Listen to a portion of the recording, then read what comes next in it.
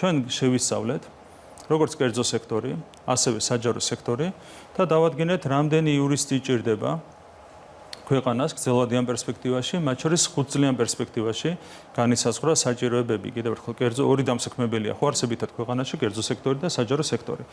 და დადგინდა, რომ წლის განმავლობაში მოთხოვნა არის 700 იურისტზე, 700 იურისტის გამოშვებაზე.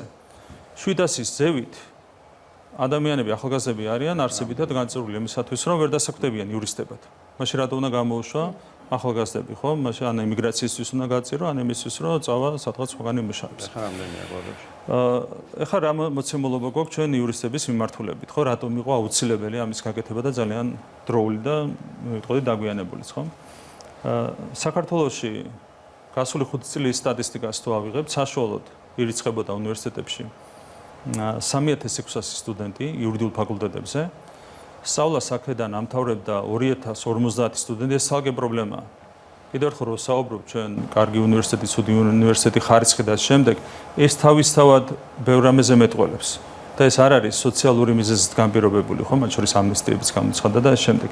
3600 სტუდენტი აბარებს და 2050 ამთავრებს იურიდიულ ფაკულტეტებს და მოთხოვნა არის 700.